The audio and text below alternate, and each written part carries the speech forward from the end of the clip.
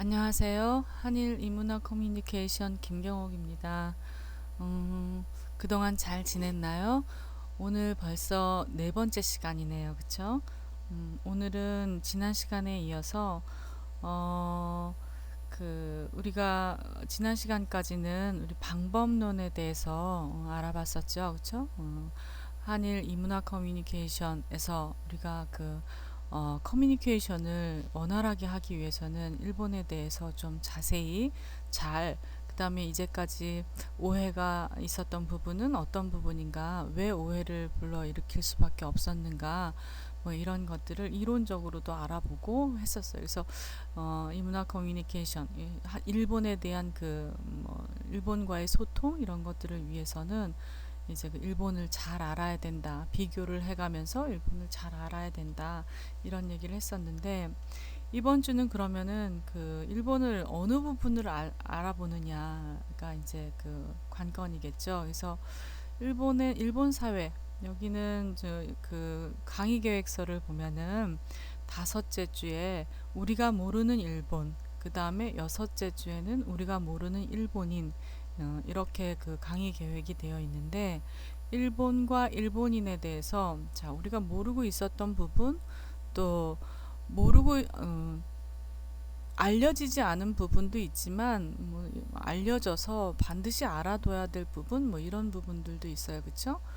그래서 우리가 일본을 좀 자세히 알아보려면 일본의 역사, 일본이 어떤 사회를 만들고 있었는지, 일본이 어떤 인원으로, 어떤 일본인들의 구성원이 되어서 일본 사회를 만들어 왔는지, 일본의 역사를 좀 되짚어 보면서 일본과 일본인에 대해서 알아보는 방법, 이런 이게 하나의 방법이 될 수가 있어요. 그래서 그 일본을 알아보는 방법 가운데 일본의 이제 역사부터 우리가 좀 알아볼 텐데, 그렇다고 이게 역사 시간이 아니잖아요. 그렇기 때문에 일본의 역사를 아주 뭐 고대부터 이렇게 쭉 훑어 내려올 수는 없지만, 그래도 요 부분 정도는 알아야 된다라는 게 이제 일본의 근세예요. 근세.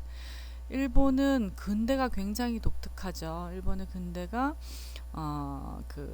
독특하기도 하고, 아무튼 일본 역사에서 일본의 근대는 일본을 이야기하면서 빼놓을 수 없는 그런 역사 중에 한 기간이었던 것 같아요. 근데 그 일본의 근대를 만들어낸 준비한 그런 일본의 근세는 어떠했는가?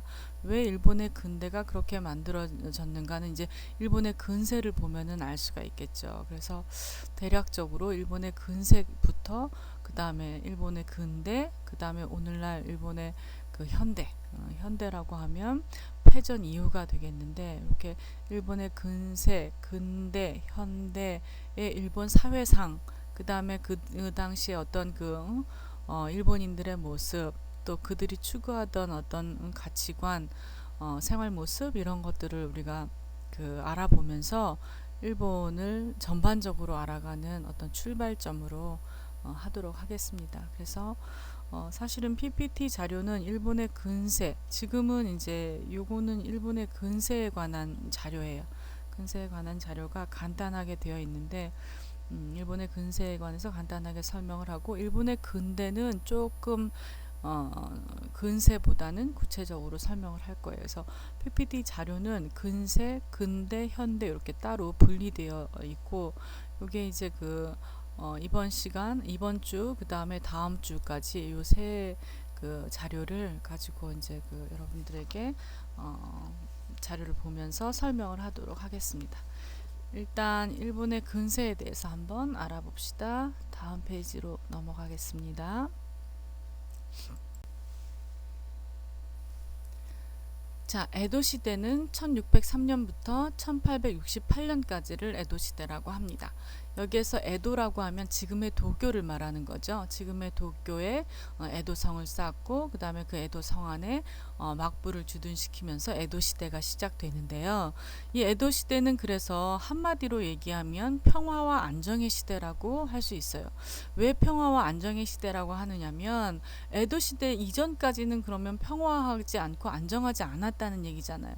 그런 것처럼 에도 시대 이전 일본의 에도 시대는 일본의 근세죠. 근세 이전에 이제 중세를 보면 굉장히 전란이 심했던 그런 그 내전이 심했던 그런 시대이기도 해요. 그런 내전들이 이제 조금 가라앉으면서 내전을 마무리하면서 평화라는 건 전쟁이 없다는 거죠. 그다음에 안정이라는 건 경제적으로 이제 발전을 하는 걸 의미를 해요. 그래서 전쟁이 없고 경제적으로 발전을 한 그런 시대다라고 해서 평화와 안정의 시대라고 하는데 그 이전의 중세 같은 경우에는 그 아까도 얘기했듯이 굉장히 그 전란으로 휩싸이는 바람에 일본 사회가 그렇게 안정적인 사회는 아니었어요. 그렇죠? 그 전란을 수습한 3인방 여러분도 아마 그 많이 이름들을 들어봤을 텐데 뭐 저보다도 여러분들이 뭐 게임 캐릭터라든지 뭐 이런 거에서 더 이름을 잘 외우고 있더라고요. 일본의 중세의 전란을 수습한 3인방 중에 오다 노부나가가 있고 그 다음에 도요토미 히데요시가 있고 그 다음에 맨 마지막으로 도쿠가와 이에야스가 있죠. 그렇죠? 도쿠가와 이에야스가 이제 그 전란을 마무리하면서 그 에도에다가 그 막부를 이제 옮겨 놓으면서 지금부터는 이제 내전은 없는 걸로 그렇게 그 수습을 하고 앞으로 경제 발전을 위해서 아주 굉장히 그 힘을 쏟아부었던 그래서 그 전란이 수습이 되었던 그런 시대가 이제 그 에도 시대라고 할 수 있어요.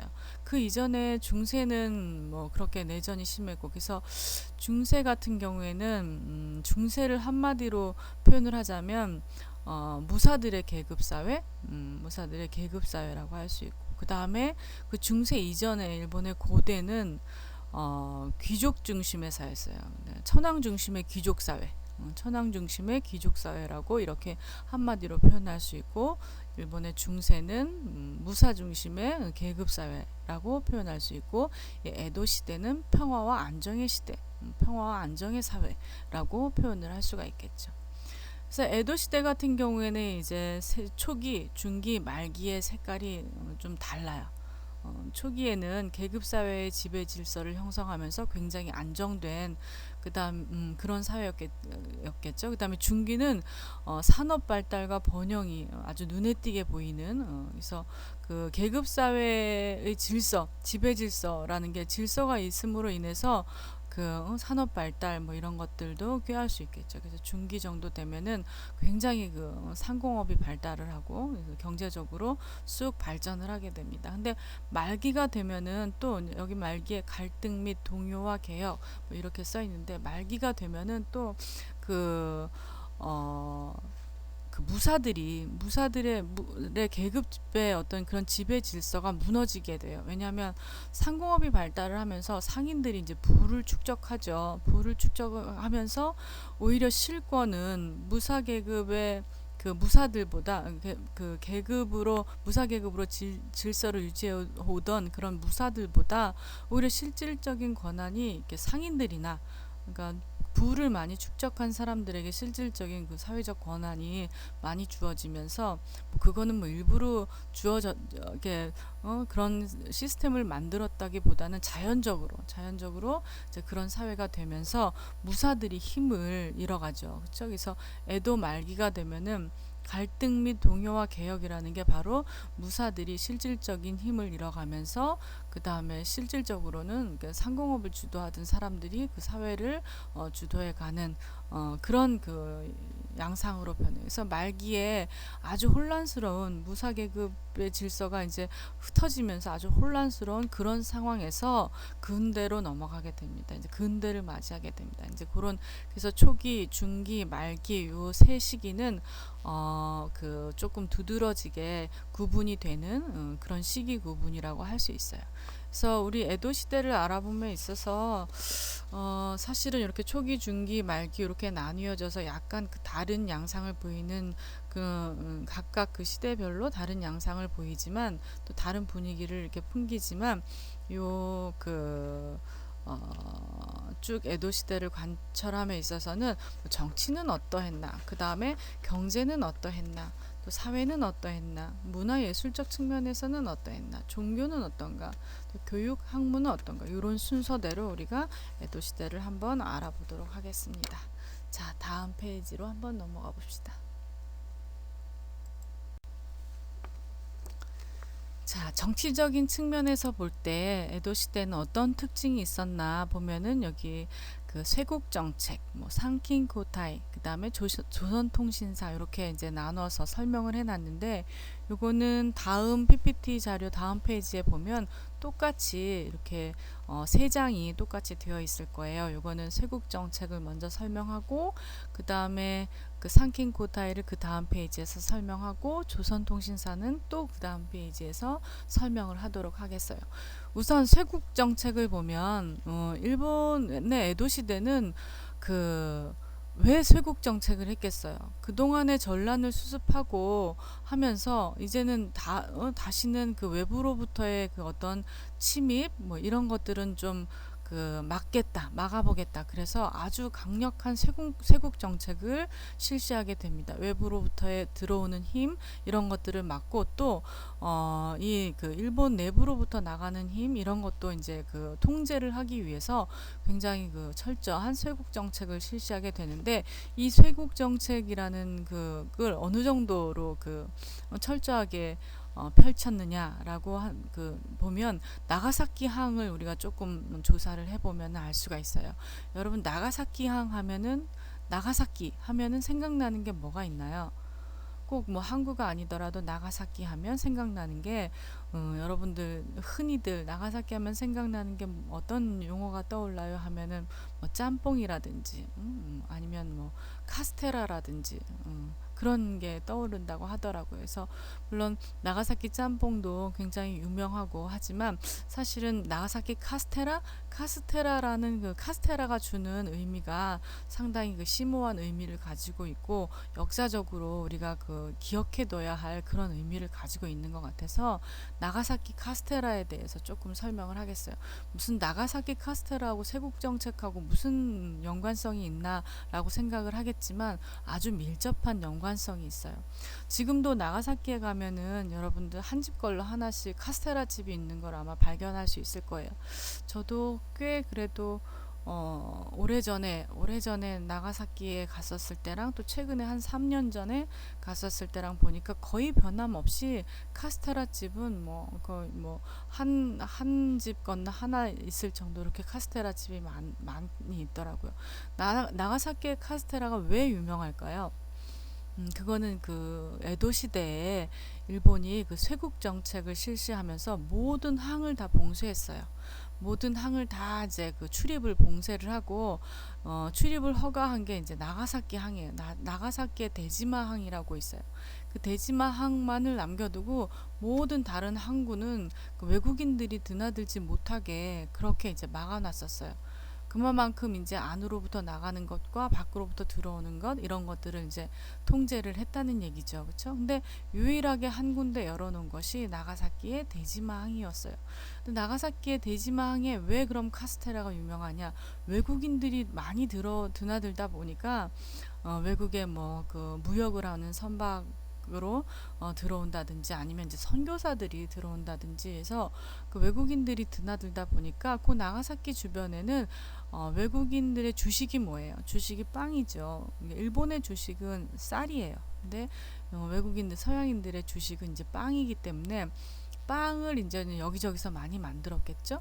그래서 이제 나가사키에 드나드는 그런 그 외국인들의 인구 수 이런 것들을 조사하기 위해서 일본에서는 그날 제조되고 판매된 카스테라의 양을 측정했다고 해요. 그래서 오늘 이 정도의 카스테라가 팔리고 만들어지고 팔렸기 때문에 이 나가사키에는 뭐 몇 명의 외국인이 있을 것이다. 이런 것들을 가늠했다고 해요. 일본인들이 얼마나 철두철미하게 그 쇄국 정책을 실천으로 옮겼는지를 알 수 있는 거죠. 그래서 그때 외국인들이 주둔했던 곳, 외국인들이 머물렀던 곳, 대표적인 곳이 바로 나가사키이기 때문에 나가사키의 그 카스테라, 빵 뭐 이런 것들이 아직도 일본에서 이제 유명한 거죠. 그래서 지금도 보면 나가사키 카스테라를 먹어본 사람은 알겠지만 굉장히 촉촉하고 뭐 덩어리 설탕이 겉에 이렇게 씹히는 것도 있고 집집마다 맛은 조금씩 다르지만 아무튼 굉장히 달고 독특한 그런 그 카스테라 맛을 지니고 있어요. 그래서 여러분들도 아마 나가사키에 가면 그게 시식 코너도 굉장히 많고 그렇기 때문에 한 번쯤은 드셔보시고 하실 거예요. 근데 이제부터는 나가사키에서 카스테라를 만나면 이게 일본의 쇄국 정책을 하던 어떤 산물이구나, 그런 역사의 증거물이구나라는 걸 알 수 있을 거예요. 그렇죠? 그래서 나가사키의 카스테라가 그 유명한 이유, 이거는 쇄국 정책하고 밀접한 관련이 있답니다. 과거에 일본에서 그 쇄국 정책을 할 때도 일본의 예를 들어 오다 노부나가 같은 경우에는 굉장히 그 서양 문물에 호기심을 많이 갖고 있던 사람이래요. 그래서 그 선교사들이나 뭐 이런 사람들이 그냥 올 수 없고, 그러니까 그 뭐 장군이라든지 그냥 만날 수 없잖아요, 그렇죠? 그래서 선물을 들고 와서 이제 그 인사를 하고 하겠죠. 근데 서양의 문물에 대해서 굉장히 호기심을 많이 갖고 또 긍정적으로 보던 사람이 오다 노부나가래요. 근데 도요토미 히데요시라든지 도쿠가와 이에야스 같은 경우에는 조금 특히 도쿠가와 이에야스 때 와서는 굉장히 그 서양으로부터 들어오는 어떤 것들 이런 것들을 굉장히 좀 거부감을 가지고 이렇게 그 배제하려고 했다면 또 맨 처음에 그 오다 노부나가 같은 경우에는 굉장히 호기심을 갖고 좀 긍정적으로 바라보려고 하던 그런 태도, 그런 거에서 이제 종교 같은 것도 이제 기독교가 처음에 이제 오다 노부나가는 좀 서양의 문물들을 뭐가 가지고 오겠어요. 물론 무역을 하면서 가지고 오겠지만 이제 서양으로부터 들어오는 선교사들에 의해서 그런 문물들이 많이 이제 그 선을 보이게 되는 거죠, 일본에. 근데 그런 거에 오다 노부나가 같은 경우는 굉장히 긍정적인 생각을 가지고 있었고, 나중에 이제 도쿠가와 이에야스 때 와서는 굉장히 또 탄압을 하는 그런 양상을 보입니다. 그래서 그 쇄국 정책 이런 것들은 에도 시대가 펼쳤던 그런 그 정치적인 정책 가운데 하나이고, 나가사키 항해, 나가사키 카스테라나 뭐 이런 것들을 보더라도 얼마나 쇄국 정책이 철저하게 실천이 됐는지 그런 것들을 우리가 알 수 있죠. 자, 그러면 다음 페이지에서 우리 상킨 코다이에 대해서 한번 알아봅시다.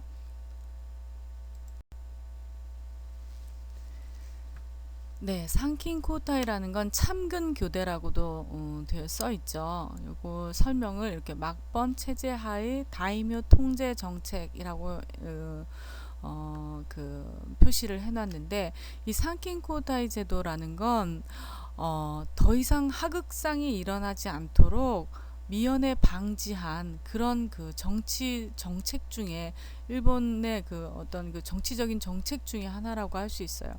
무슨 얘기냐면 과거에 전쟁이라는 건 결국은 어떤 남을 내 진영에서 다른 진영을 공격하거나 아랫사람이 윗사람을 공격하거나 이렇게 공격하는 것에서부터 출발을 하는 거죠. 그렇죠?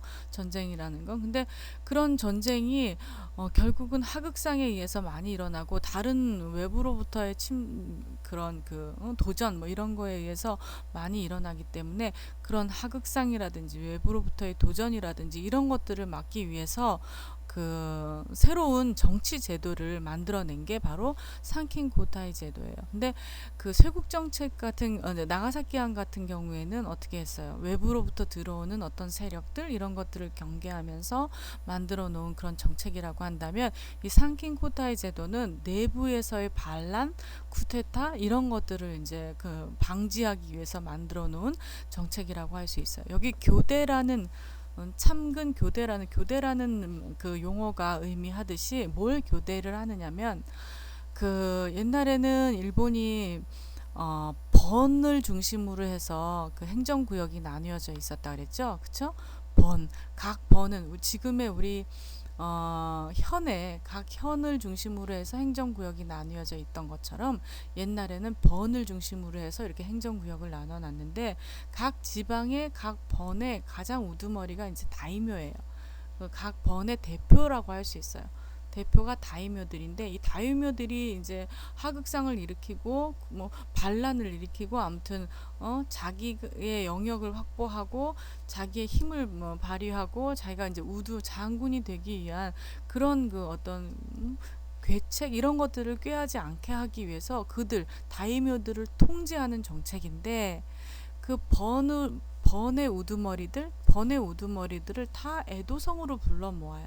다 에도성에 불러 모아서 에도성의 그 번의 다이묘들만 불러 모으는 게 아니라 다이묘의 식솔들, 다이묘에 그 딸려 있는 가족들이나 부하들이나 그 식솔들을 전부 다 에도성으로 옮겨 놓고 그 다음에 그 에도성에서 1년을 근무를 하게 해요.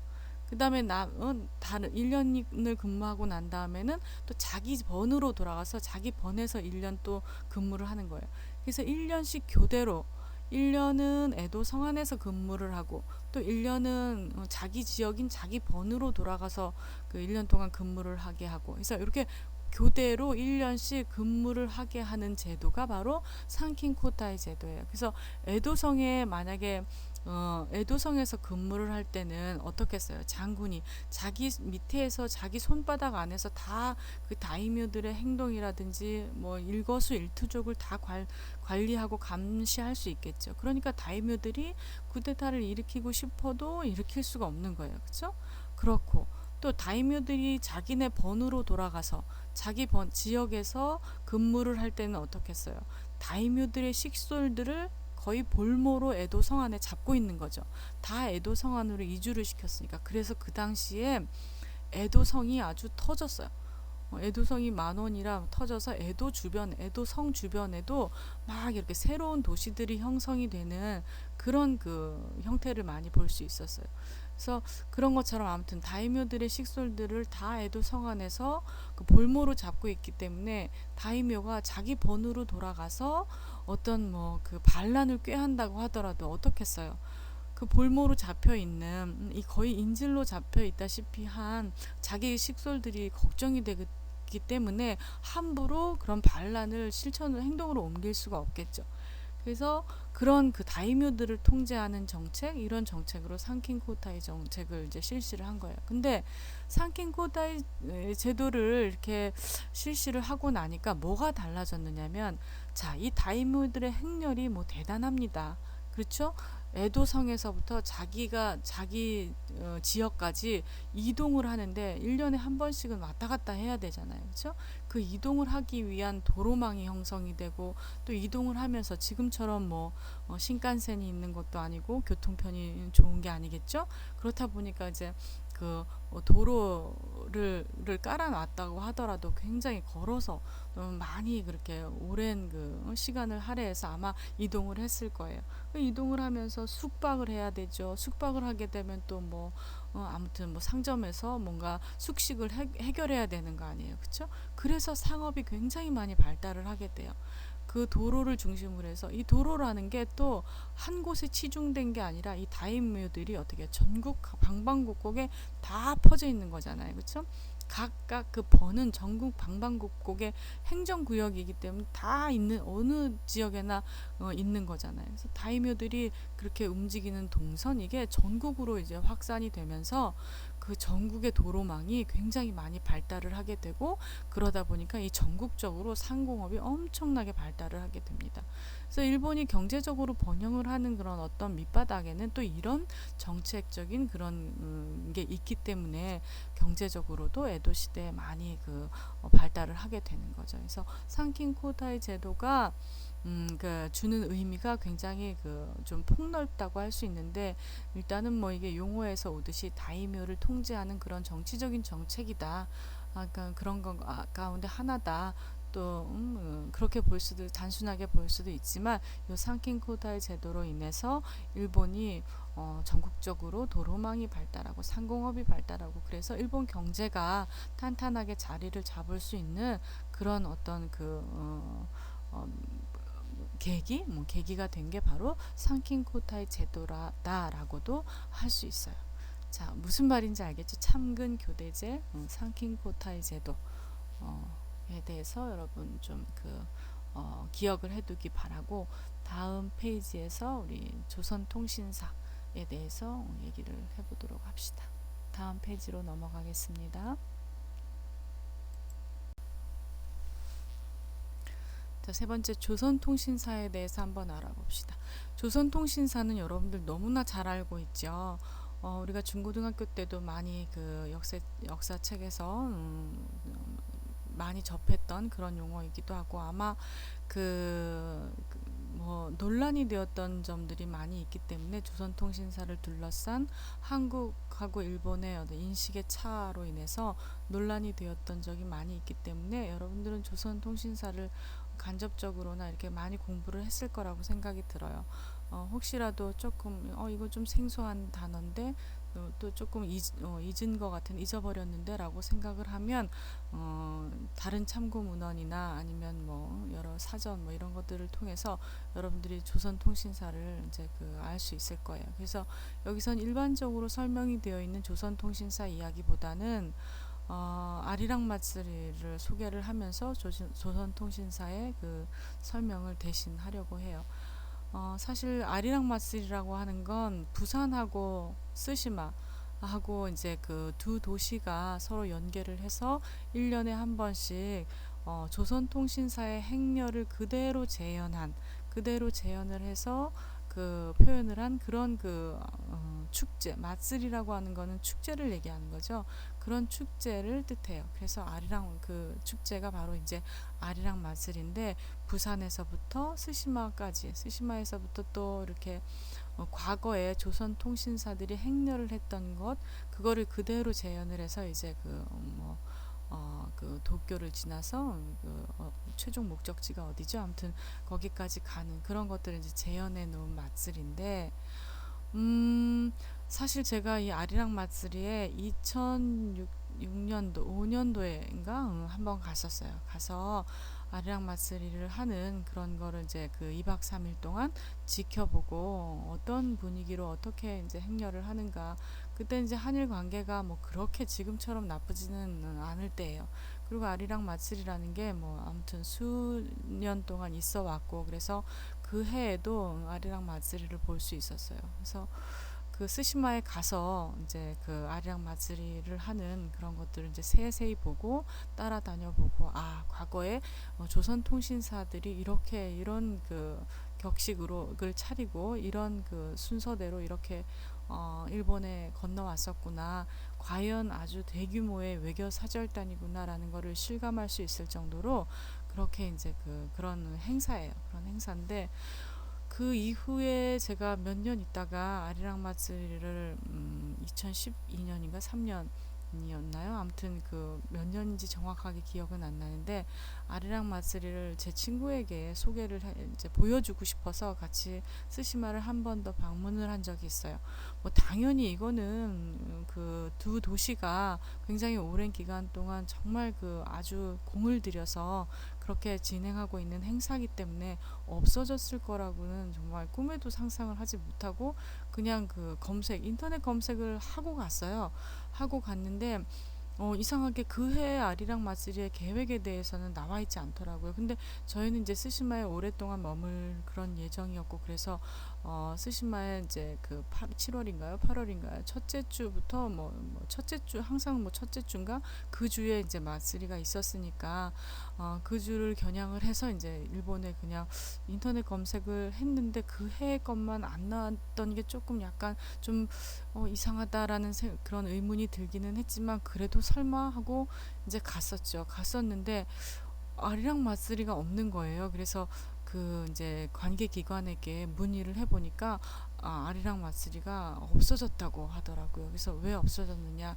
근데 이제 거기에 담당자들도 제대로 대답을 해주려고 하지 않았던 이유가 그 당시에는 우리가 뭐 그 교과서 문제라든지 위안부 할머니들 문제라든지 한일 관계가 굉장히 좀 안 좋았던 그런 상황이었어요. 그런 상황에서 위태 하다가 결국은 이제 양국의 외교 관계가 안 좋아지면서 이 아리랑 마쓰리도 취소가 되었다고. 그러니까 취소라기보다는 이제 한정할 수 없는 기한이 한정할 수 없게 연기가 되었다고, 당분간은 이제 개최하지 않기로 했다고 그렇게 얘기를 전해 들었어요. 그리고 나서 요즘은 그 과거에서처럼 아리랑 마쓰리가 그렇게 안 되는 걸로 알고 있어요. 요즘은 또 이제 또 더군다나 더 이제 악화되었죠. 그래서 과거의 아리랑 마쓰리 그렇게 막 서로 한일 양국의 어떤 그런 상황들, 역사적인 상황들 이런 것들을 재현해내던 그런 모습들은 지금은 뭐 거의 찾아볼 수 없지만, 아무튼 그 당시에 그 조선통신사들이 일본에 가기 위해서 가장 처음으로 관문이라고 하죠. 처음으로 발을 들여놨던 도시가 바로 쓰시마예요. 쓰시마이기 때문에 그 쓰시마에서 부산하고 같이 이렇게 아주 뜻깊은 의미 있는 그런 마쓰리 행사를 했었는데, 요즘은 그 한일 관계 때문에 우리가 그런 행사들, 뭐 그런 축제들을 우리가 직접 경험할 수 없다는 게 참 안타까운 현실입니다. 그래서 아무튼 과거에도 조선통신사를 둘러싼 양국의 그 인식차 이런 것도 있고, 근데 제가 가서 그 아리랑 마쓰리를 봤을 때는 그냥 순수한 하나의 뭐랄까 축제, 조선통신사를 일본에선 이렇게 해석하고 있네, 뭐 한국에선 이렇게 해석하고 있네, 이런 서로 갈등과 분열의 어떤 그런 분분한 의견 차는 전혀 찾아볼 수 없는, 그냥 그 두 도시에서 함께 어우러져서 뭐 이렇게 함께하는 그런 축제, 그 이상도 그 이하도 아닌, 그 다음에 그 역사적인 사실들을 그대로 우리가 그냥 쉽게 넘길 것이 아니라 기억하자라는 뜻에서 그렇게 재현을 하는, 또 그 이상도 그 이하도 아닌 그런 특성을 가지고 있어서 저는 굉장히 그게 긍정적으로 아리랑 마쓰리를 긍정적으로 받아들이고 보고 즐기고 했었는데, 그런 게 없어졌다는 게 좀 안타깝고, 앞으로도 이런 것들은 조금 다시 재현되어야 하지 않나, 다시 만들어져야 하지 않나, 이런 생각이 듭니다.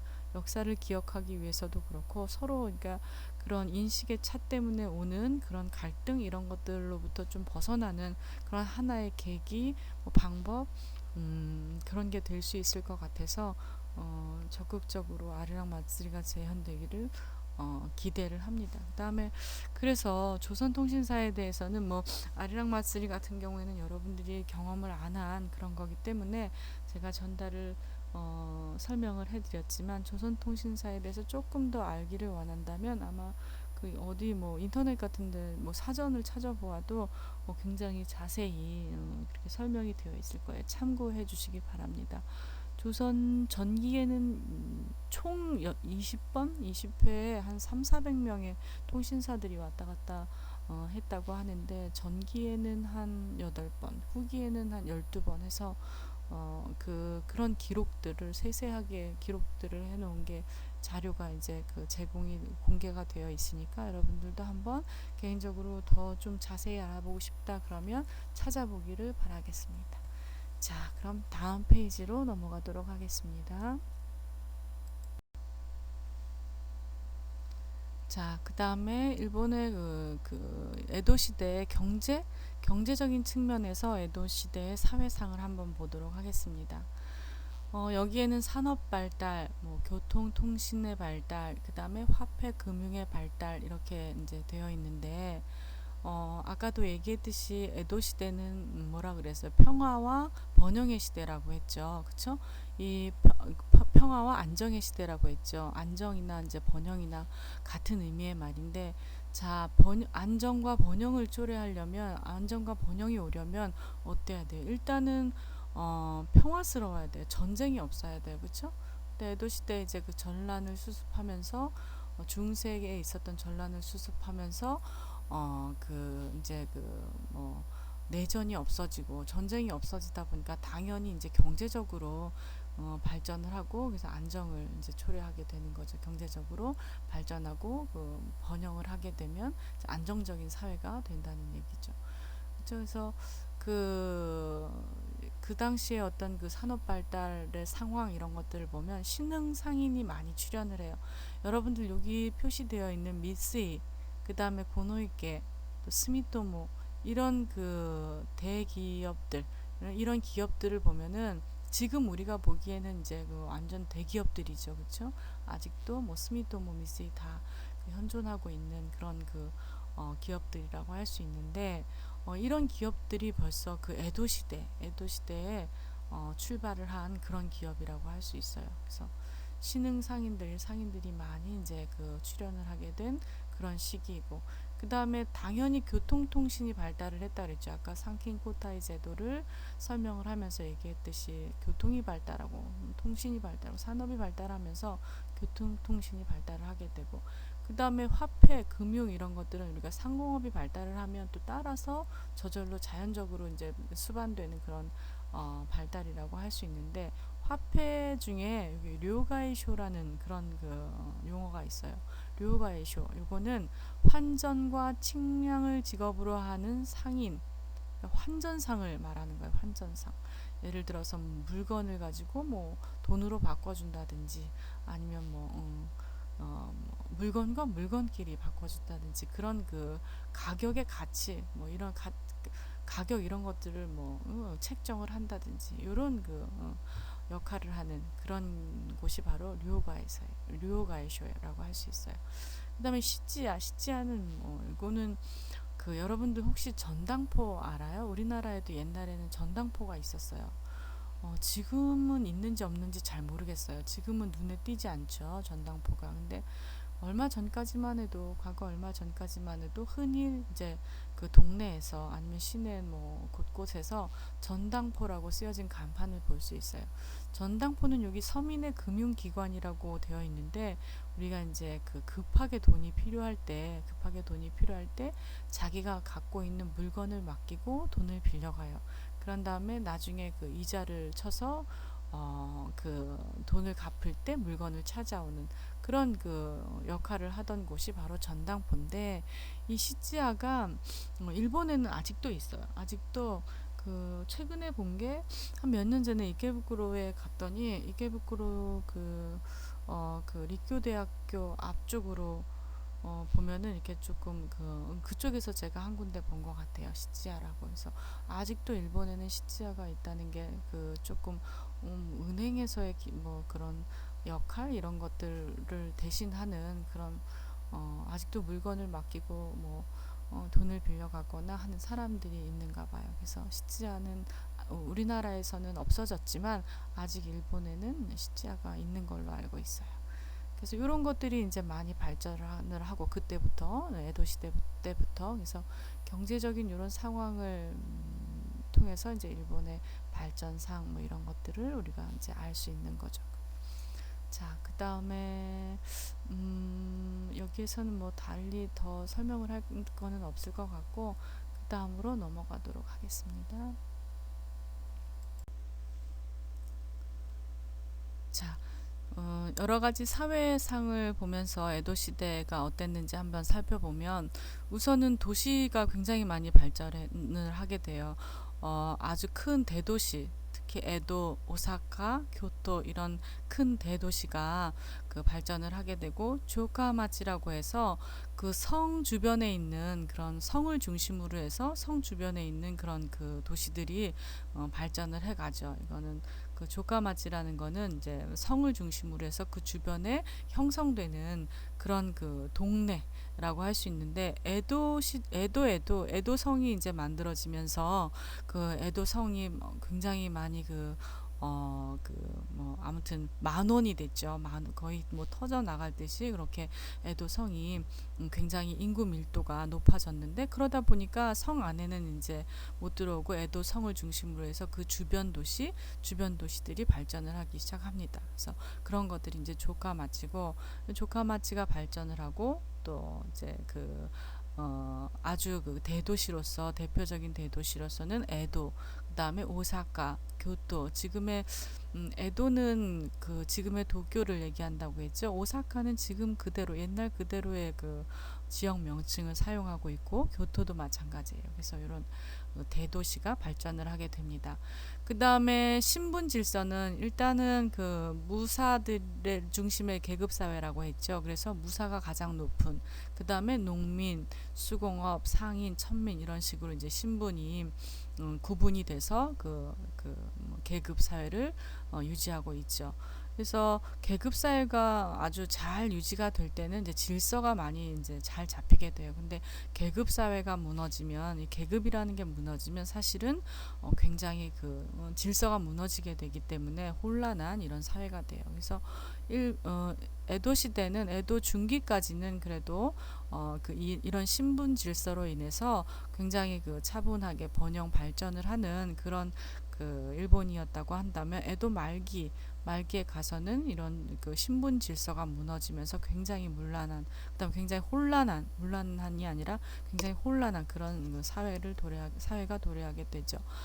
그래서 그 밑에 이제 존인의 사치 규제라는 거는 이제 무슨 뜻이냐면, 여기서 존인이라고 하는 건 조라고 의미하는 그 한자가 도시를 말하는 거예요. 도시를. 그래서 도시인, 즉 오늘날의 그 용어로 해석을 해보면 도시인이라고 할 수 있는데, 이 사람들은 에도 시대에 도시에 거주했던 장인이나 상인이나 이런 사람들을 가리켜요. 그래서 존인이라고 했는데, 보시다시피 신분 질서를 보면은 상인이 그렇게 높은 계급의 위치에 있지 않았어요. 근데 존인이 이제 상인이나 장인을 얘기한다고 그랬죠. 근데 이 사람들이 점점 부를 축적해 가면서 아주 사치스러운 그런 생활을 하게 되죠. 그 다음에 뭐 나중에는 이 에도 말기가 되면은 무사들의 뭐 계급을 무사들이 가장 높은 계급임에도 불구하고 무사들을 업신여기라든지 뭐 이런 그런 행동들도 나타나요. 그래서 아무튼 존인들이 부를 축적함으로 인해서 보여지는 그런 사치 이런 것들을 규제하기도 하고, 그래서 일본 에도 시대 사회상은 아무튼 상공업이 발달을 하면서 이런 계급 질서도 서서히 무너져가는 그런 모습을 이제 보이게 되는 거죠. 다음으로 다음 페이지에서 한번 봅시다.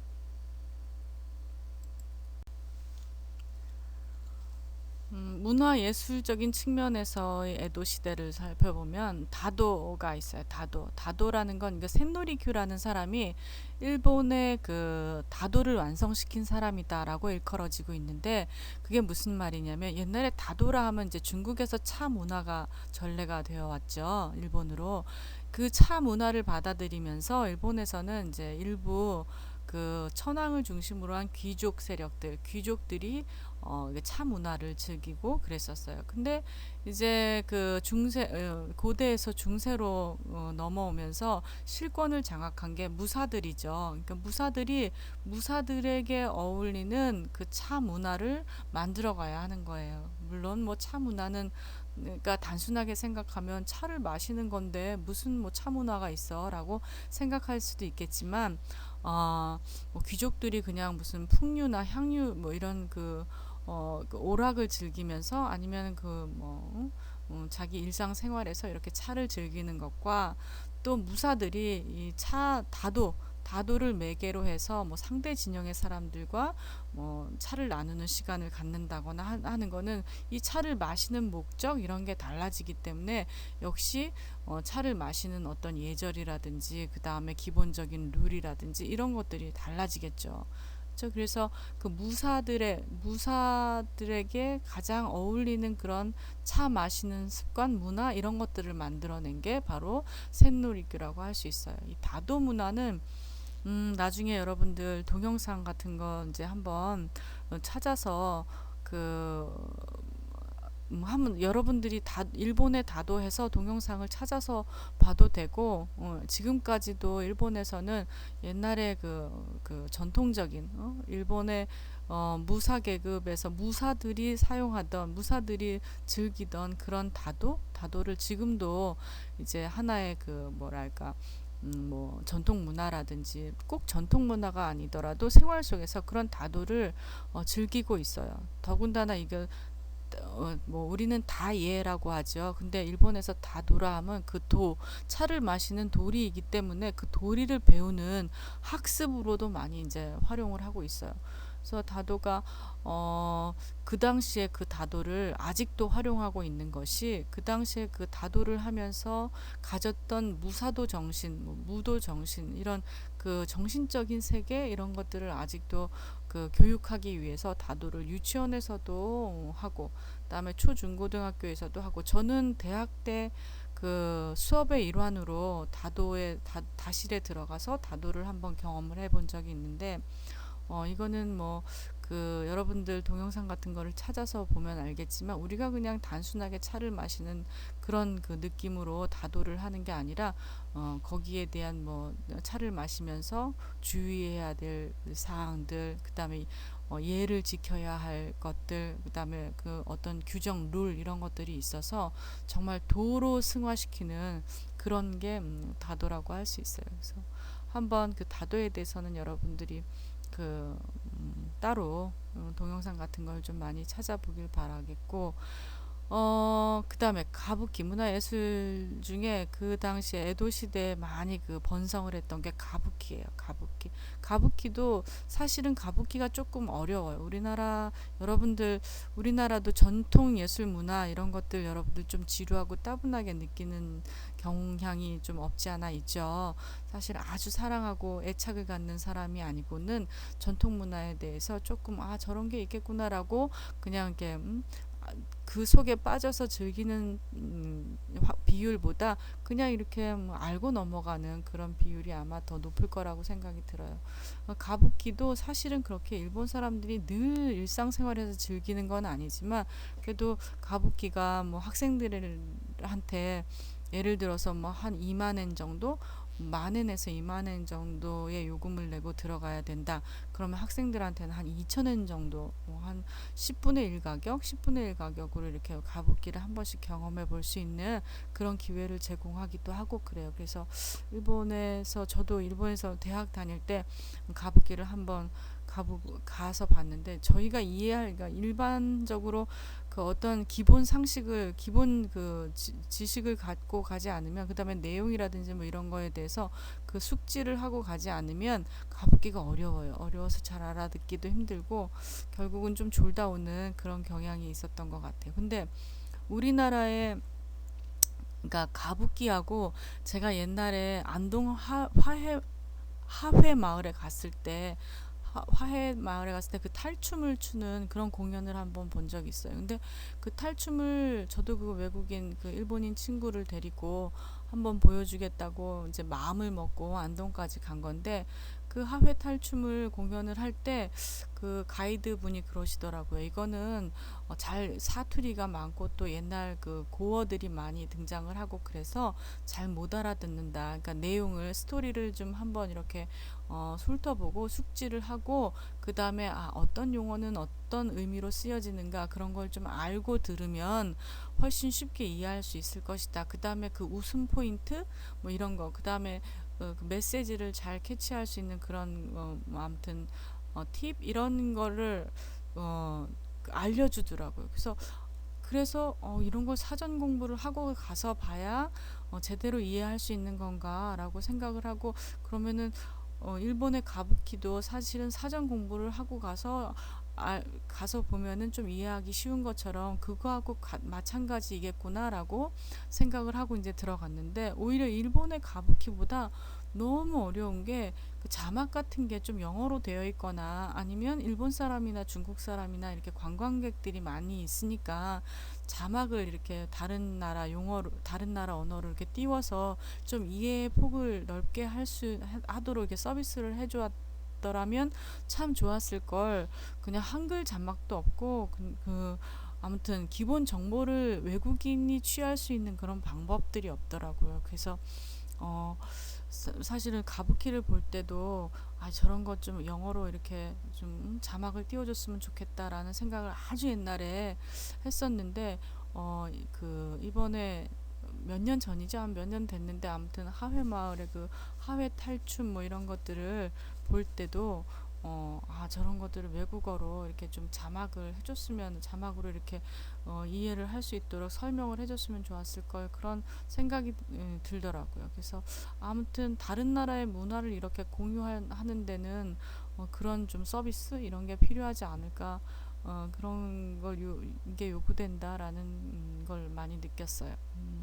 아무튼 그 당시에 에도 시대에 이제 그 번성했던 게 가부키고 하이쿠도 마찬가지. 하이쿠도 이제 그 문화 예술이 발달을 하게 되는 건 사람들이 이제 경제적으로 조금 어느 정도 충족을 하게 되면 정신적인 충족감을 요구하게 되죠. 이게 누구나 인간이라면 똑같은 그런 습성이라고 할 수 있는데 경제적으로 이제 그 배도 부르고 뭐 아무튼 좀 안정이 되면 문화적인 충족감을 막 원해요. 우리들도 뭐 일단 식당에 가서 밥 먹고 나면은 영화도 보고 싶고 뭐 음악도 듣고 싶고 하지만 배가 고프면 문화예술적인 그런 거는 일단 차치하잖아요. 그렇죠? 근데 그런 것처럼 이 당시에는 에도 시대에는 좀 경제적으로 윤택했기 때문에 이런 문화예술이 굉장히 관심을 갖게 된 거고 또 발달도 시킬 수 있었던 거고 또 그 사회적 배경이 그랬던 거죠. 이제 그 경제적으로 윤택하다 보니까 대중문화 이런 것들도 굉장히 많이 발달을 해요. 그래서 뭐 가부키도 그렇고 하이쿠도 마찬가지. 하이쿠도 그다음 하이쿠는 여러분 뭔지 알아요? 하이쿠는 그 다섯 글자,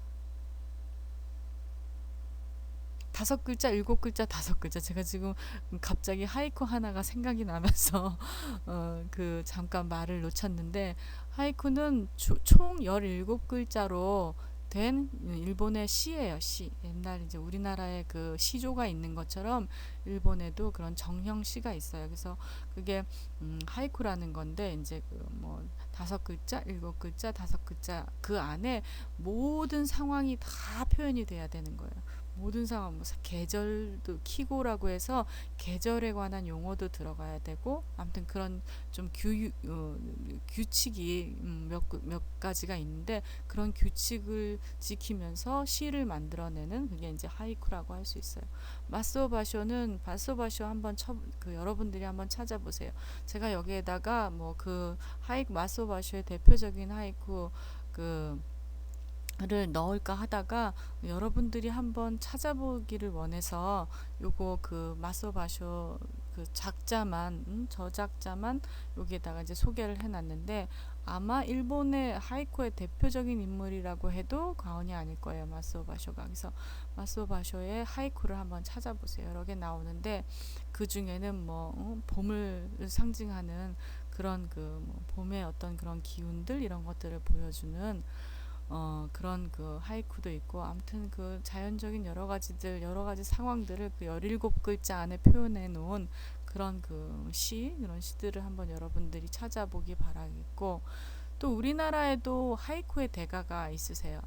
여기 한국외국어대학교에서 이제 그 정년퇴직을 하시고 지금은 명예교수님도로 한 5년 있다가 지금은 그 강의를 안 하시지만 김태정 교수님이라고 그 일본학을 이제 일본어 대학에 오래 근무를 하시고 정년퇴직을 한 교수님이 계신데 이분은 한국인이기는 하지만 일본인도 인정하고 알아주는 그런 하이쿠의 대가라고 할 수 있어요. 그래서 한국에도 하이쿠를 하시는 분이 계시구나라는 정도 여러분들이 알아뒀으면 좋겠어요. 그 다음에 요 우기요에는 참 중요해요. 우기요에가 뭐냐면은 여기 한문을 보면은 뜰부 세상새 그 다음에 그림을 나타내는 회 이렇게 해서 그 우기요에라고 읽는데 요거는 세상에 떠돌아다니는 그림이라는 뜻이에요. 근데 이 세상에 떠돌아다니는 그림이라는 그 한자가 갖는 의미가 좀 여러 가지예요. 그냥 흔하게 세상에 떠돌아다니는 그림이다. 아니면 세상에 떠돌아다니는 어떤 일들, 어떤 그냥 그 사건들 이런 것들을 풍자한 세상을 풍자한 그림이다. 뭐 이런 의미도 있어요. 그냥 아주 흔한 그림이다. 이런 의미도 있고 세상을 풍자한 그림이다. 뭐 이런 의미도 있어요. 이런 두 가지 의미를 가지고 있는데 요거는 판화예요. 판화. 우키요-에가 왜 그 대중문화의 대표적인 예로 꼽히냐면 이걸 판화로 찍어내다 보니까 엄청난 양의 그 그림을 찍어낼 수 있는 거죠. 그러다 보니까 그 대중적으로 아주 그 사람들에게 많은 사람들의 손에 이제 그 들어가게 되고 그래서 이제 어 예를 들면 뭐 그 미인상이라든지 아니면 뭐 후지산이라든지 뭐 이런 그 초상화라든지 풍경화라든지 이런 것들을 판화로 찍어냄으로 인해서 그 대량적으로 판화로 찍어냄으로 인해서 대중문화로 자리 잡은 그런 그 예술품이라고 할 수 있어요. 근데 우키요-에를 둘러싼 여러 가지 에피소드들이 있는데 이 당시는 에도 시대죠. 에도 시대 여러분들 사실 우리나라에서 이 조선에서 도공들이 많이 끌려갔어요. 그렇죠? 도공들이 많이 끌려가서 그 일본에서 한국의 뭐 청자 백자의 한국의 도자기들이 얼마나 그 예술적 가치가 높아요. 근데 일본 사람들이 일찍이 그런 것들을 알아본 거죠. 알아봐서 도공들을 많이 끌고 가고 했었어요. 그래서 그 도자기를 일본에서 우리나라에서 끌고 간 도공들 뭐 이런 사람들에게 그 기술력 이런 것들을 이제 배우고 자기네들 기술력을 좀 가미시키고 해서 이 도자기 문화를 굉장히 이제 꽃피우게 돼요. 발전시키게 돼요. 그래서 도자기를 이제 유럽에 수출을 해요. 수출을 하는데 그런 수출을 할 때 우키요-에 종이에다가 이렇게 포장을 해서 우키요-에는 그때 막 흔하게 있던 그런 그림이니까 도자기를 막 이렇게 잘 포장을 해서 유럽에 수출을 했다고 해요. 그래서 유럽에서 딱 도자기를 이제 주문을 했는데 받았겠죠, 그렇죠? 도자기를 이제 뭐 지금처럼 뭐 인터넷으로 주문을 하는 건 아니겠지만 어쨌든 그 도자기를 자기 손에 이제 구했겠죠. 자기 손에 들어온 도자기를 펴보니까 그 도자기도 물론 예술적이고 그런 가치가 있는 그런 거지만 도자기를 쌓아갖고 온 포장지도 이게 얘 것이 아니다라는 생각을 한 거예요. 그래서 이제 반 고흐 같은 경우에는 이 도자기 그 우키요-에를 자기 그림에 뭐 풍경화로 넣는다든지 고흐의 그런 그 작품들을 보면은 일본의 우키요-에가 등장이 되는 그런 작품들이 굉장히 많아요. 지난 작년인가요? 우리나라에서 한 거의 6개월 이상을 빈센트 반 고흐의 실물이라고 하나요? 그게 그런 전시회를 한 적이 있었는데 거기에도 이제 가서 총 그 고흐의 작품들을 총 이제 망라해서 이렇게 전시를 이렇게 사진으로 실물은 몇 개 안 온 것 같아요. 근데 사진은 이제 전체 작품들을 다 그 전시를 할 수 있죠. 그래서 전체 작품들을 쭉 보니까 역시 그 일본의 우키요-에가 배경이 된 그런 작품들이 적지 않다는 것을 볼 수 있었어요. 그래서 그 유럽의 그 유명한 화가들도 우키요-의 영향을 받았을 만큼 그렇게 높은 예술적 가치가 인정되는 자타가 예술적 가치를 인정한 것 중에 하나가 우키요-에라고 할 수 있어요. 우리나라에서도 가끔 우키요-에 전시회가 있어요. 그 제펜 파운데이션이라고 해서 교류기금인가 거기에서 이렇게 주선을 해서 거기에서 주최를 이제 하는 그런 그 전시회가 가끔 열리기도 하고 하는데 여러분들도 가끔 그런 그 제펜 파운데이션에 들어가 보면 이런 작품 전시회가 있을 때마다 아마 그걸 그 공지를 해주거나 그럴 거예요. 그런 기회를 통해서 한번 그 감상해 보기를 바래요. 그래서 어쨌든 그 문화 예술적 측면에서 보는 에도 시대 사회상 같은 거 보면은 이제 한마디로 얘기해서 경제적으로 윤택하다 보니 이런 대중문화가 아주 급속도로 발달을 하게 되었다. 그 대중문화 가운데 하나는 뭐 그 우키요-에를 들 수 있는데 이거는 일본 사회뿐만이 아니라 유럽 사회에서도 그 가치를 인정받는 그런 예술품이었다라는 정도로 기억해 두시기 바랍니다. 자, 그 다음으로 넘어가겠습니다. 자, 그 다음에 종교를 통해서 보는 애도는 이제 불교에서 유교로 전환을 했다고 하는데, 불교가 아주 없어진 거는 아니고, 이제 그 불교는 불교대로 있으면서 유교를 받아들이게 되는데, 유교는 우리나라도 똑같이 일본하고 유교를 받아들이게 되죠. 근데 우리나라는 이제 그 뭐, 음, 유교에서 가장 그 가치 있다고 생각하는 게 뭔가요? 효, 뭐 이런 거겠죠. 그쵸? 부모에게 효도하라, 뭐 이런, 그 다음에 그런 거를 이해, 이런 것들을 중심으로 유교를 받아들였다면, 일본에서는 유교를 충을 중심으로 이제 수용을 하게 돼요. 그래서 충성하라. 위에 그 무사계급 사회이다 보니까 이제 윗 계급에 충성하는, 그래서 충을 가장 가치 있는 것으로 받아들이는 유교에서, 그래서 불교에서 유교로 이제 전환이 됐다는 얘기는 아니고, 유교의 충을 받아들이면서 불교와 유교가 함께 이렇게 자리하는 그런 사회였어요. 근데 불교도 나중에 이제 여러분들 일본의 종교를 얘기하면서 불교에 대해서 자세히 얘기를 해줄 텐데, 불교는 원래 그 인도에서 들어온 정통 불교라기보다는 일본식 불교로 이 시대에는 많이 이제 전환이 바뀌어서 그렇게 불교가 이제 종교로 자리 잡게 되고, 이제 일본식 불교에 대해서는 다음 아마도 이제 그 후반부에 여러분들 종교를 이제 다룰 거예요. 근데 그 종교에서 그 불교, 기독교, 신도, 그 밖에 여러 가지 그 사이비 뭐 신종교에 대해서도 자세히 얘기해 줄게요. 여기에서는 요런 종교가 있었다, 이런 종교가 요랬었다라는 정도만 알고 있으면 될 것 같아요. 그 다음에 기독교도 여기 시마바라의 난이라고 이제 그 써놨는데, 기독교는 굉장히 탄압을 받게 돼요. 맨 처음에 오다 노부나가 때는 기독교가 호기심에 의해서 조금 이렇게 긍정되었다고 했었죠. 그 다음에 선교사들도 많이 들어오고 했었어요. 근데 이제 그 기독교에 대한 세력, 외부로부터 들어오는 세력에 대한 그 어, 배척하는 그런 태도라든지, 아니면 그런 정책적인 면에서 외부와의 차단을 이렇게 하면서 그 기독교와 함께 들어오는 서양 세력들, 이런 세력들을 이제 차단을 하게 되죠. 그래서 기독교를 이제 탄압을 하게 됩니다. 그래서 여기도 시마바라라는 곳에서 기독교를 탄압하면서 일어나게 된 여러 가지 사건인데, 굉장히 끔찍하게 그런 그 기독교를 믿는 사람들을 탄압을 하고 시해를 했던 그런 난이라고 표현을 했는데, 그래서 시마바라에서 일어난 난이 아주 기독교의 그 당시의 탄압 상황을 대변하는 그런 사건이라고 할 수 있어요. 그 다음에 신도 같은 경우에는 이제 일본은 주로 신도죠. 신도가 중심이 되는, 요즘도 현대 사회에서도 신도를 일본의 종교로 이제 신앙으로, 아니면 그냥 일상생활로 그렇게 믿게 되는데, 이 당시에 이제 이세신궁의 오카게마엘이라고 하는 것은, 이세신궁은 태양의 신을 떠받들어 놓은, 모셔놓은 그런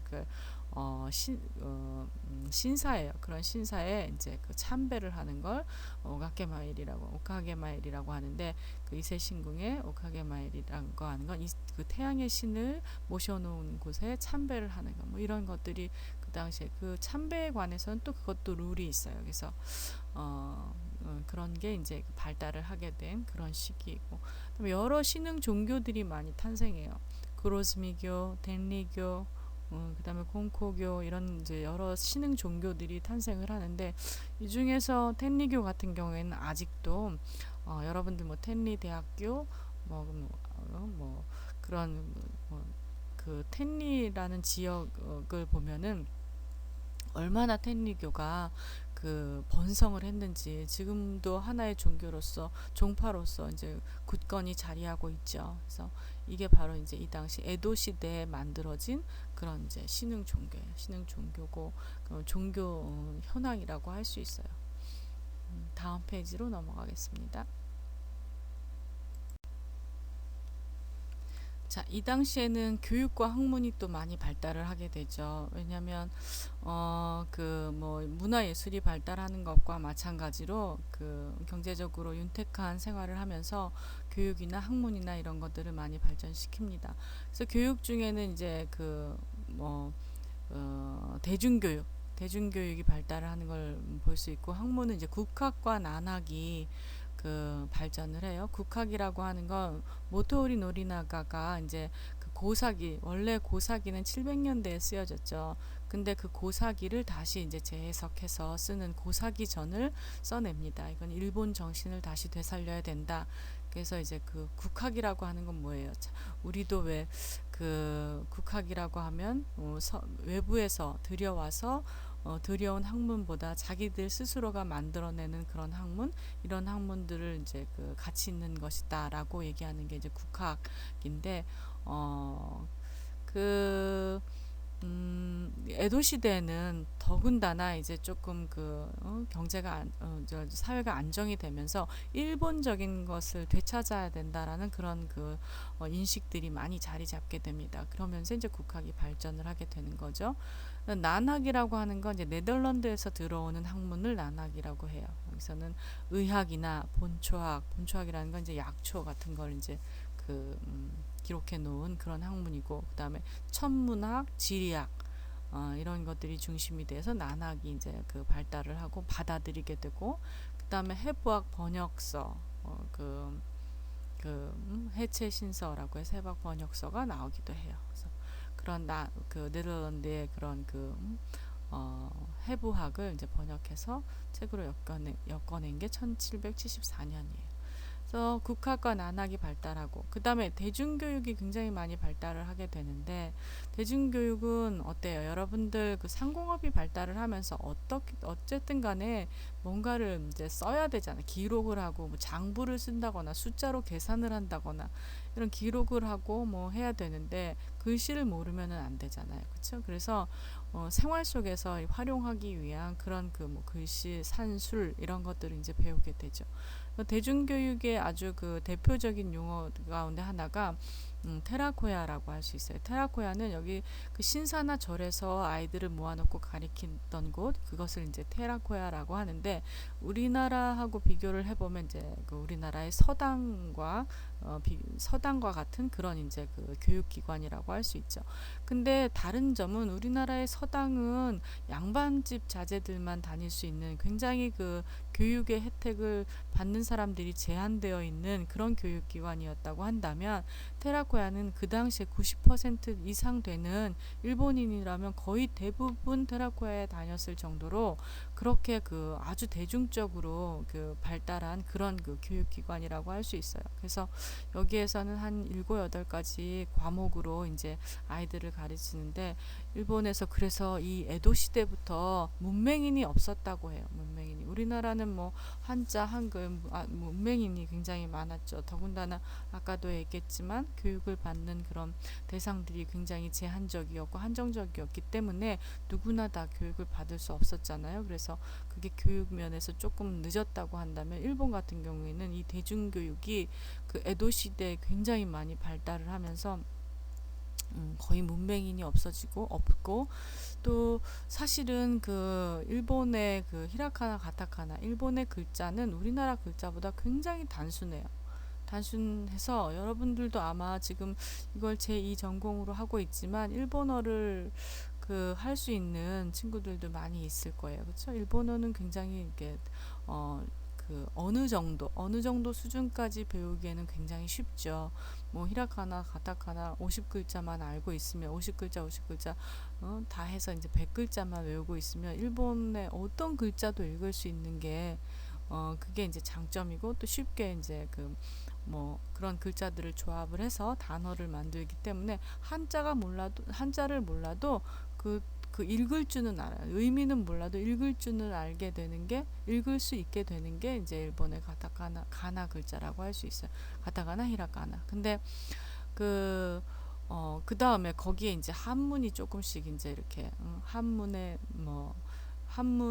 의미 이런 것들을 이제 같이 알면은 아마 일본어를 하는데 조금 더 레벨업이 되겠죠. 그래서 한문의 약간 정도와 일본의 가타카나, 히라카나만 알게 되면 일본어를 그 구사할 수도 있고 그다음에 책을 읽을 수도 있고 그래요. 그래서 일본은 굉장히 쉽기 때문에 이 당시 에도 시대부터 그 문맹인이 없었다는 게 이제 이해가 되죠. 그렇죠? 그래서 더군다나 90% 이상이 다 테라고야에 다니면서 대중교육을 교육의 혜택을 받았다고 하니까 일본은 교육의 국가다.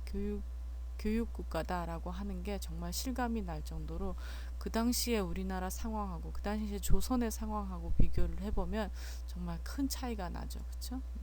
그래서 그 대중교육의 발달은 이 테라코야에 다닌 그런 퍼센테이지만 봐도 알 수 있고 그 다음에 그 당시의 상황이 장부 기장이라든지 뭐 농민들도 다 이제 기록을 할 줄 알아야 그 상인들이 아니더라도 다 기록하고 아무튼 계산하고 이럴 줄 알아야 된다라는 그런 그 인식 때문에 누구나 다 이렇게 교육을 받았어요. 그래서 우리나라보다는 훨씬 대중교육이 빨리 발달한 그런 나라이기도 해요. 그래서 에도 시대에 이미 벌써 이런 그 학문과 그다음에 대중교육이 발달을 했어요.